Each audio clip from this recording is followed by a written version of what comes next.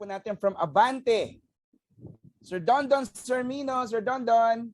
Ayan. Hi, Bento. Hello pa. Ayan. Of course, yung question ko for John Lloyd. John Lloyd, I'm happy to see you again, kahit virtual lang. So, hopefully next time, face-to-face naman. Pero anyway, John Lloyd, kasi sitcom ito. So, ikaw ba, mas madali sa'yo ngayon ang magpatawa? Kasi kilala ka namin talagang very mahusay na dramatic actor. Sa'yo ba ngayon, easy na lang sa'yo ang maging, although hindi naman talaga yung komedyanteng all out, pero nasa situation yung comedy. Pero ikaw ba mas nadadalian ka ngayon sa comedy? Mahirap po. I think isa po sa mga pinakamahirap na role ang magpatawa, no? Hindi hindi siya madaling hindi siya madaling trabaho, pero yun namang character, kung character ko yung pag-uusapan, hindi naman talaga siya talagang nagpapatawa or parang hindi naman niya intensyon na magpatawa. Kung sa madali,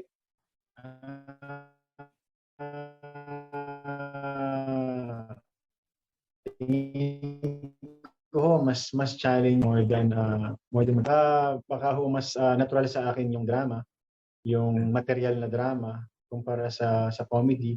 Pero ang comedy naman ho kasi malaki yung suporta na nakukuha mo mula sa co-actors mo, sa yung mga totoong comedian, mga totoong komedyante na sumusuporta sa iyo, at sa mga totoong comedy writers, and of course headed by comedy director na kagaya ni Direk Bobot. So kahit na hindi natin kumbaga 40 or labas sa comfort zone natin ang pagpapatawa, kahit papaano nagagabayan at natutulungan naman tayo ng ating mga kasama. So si Jason malaking tulong sa iyo. Kasi parang nag-aabang si Betong diyan eh.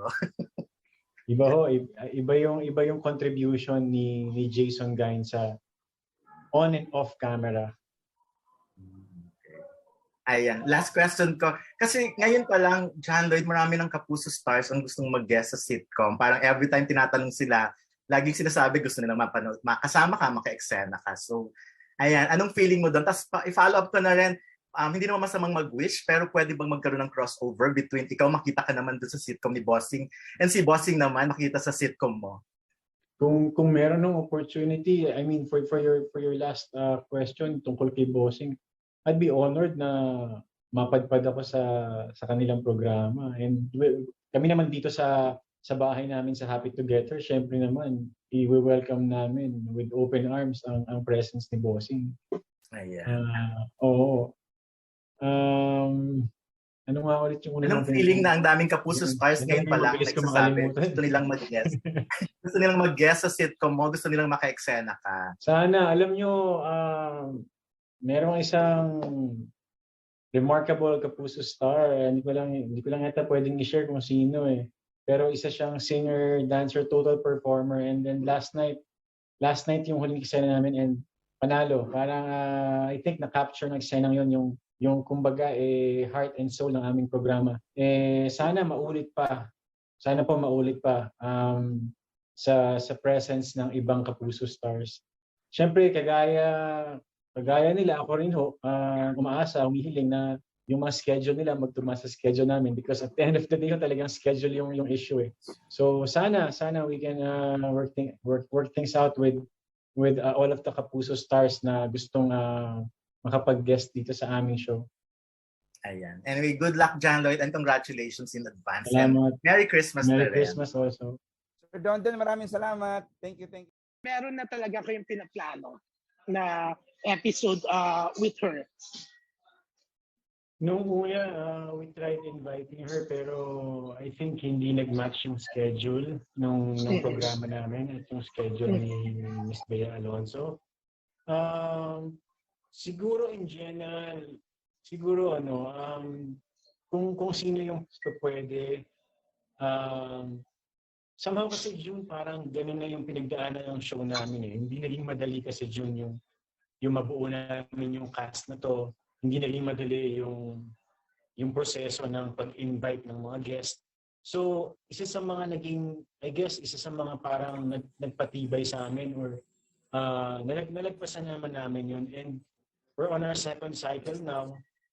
So, parang so far, so good naman. So, tingin namin,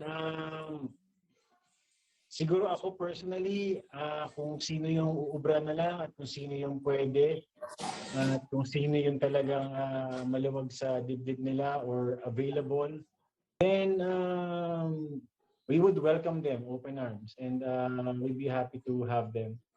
Pero ayun, kung sino na lang yung kung sino yung pwede kasi naintindihan natin na medyo iba yung tema ng sistema ng trabaho ngayon, no?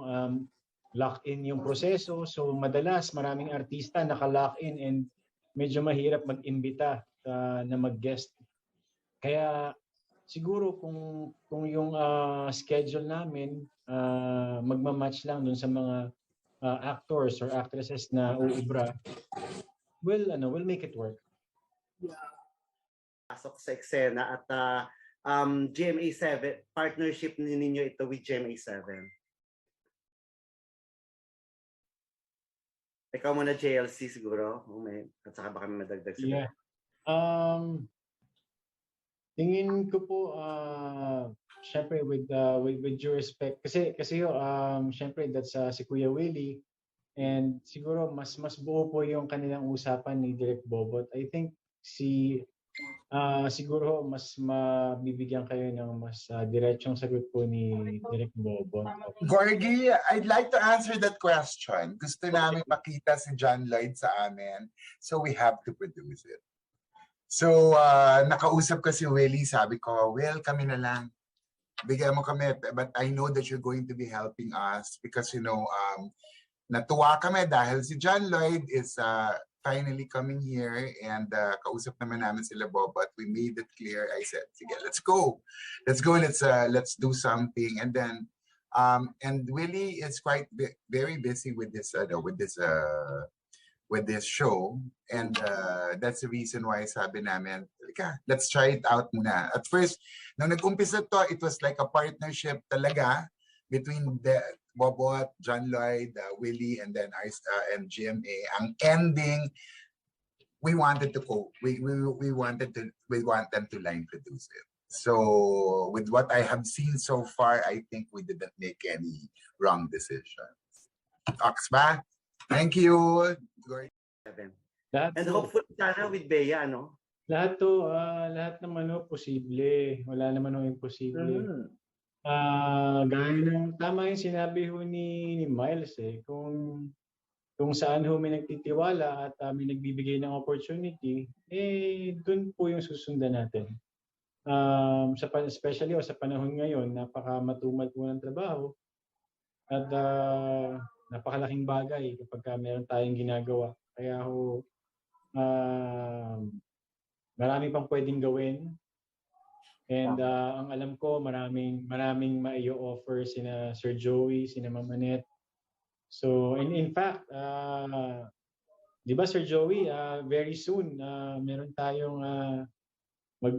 tayong pitching, no? Meron tayong meeting, no? Oo nga. Yun, excited na rin ako doon. Yes. Oh. Yes. Sir Joey. Sir Joey. Looking forward to it. Oo. Will kayo malalaman nyo na rin yan soon. Basta, Lloydie, alam mo na. Yep. Okay.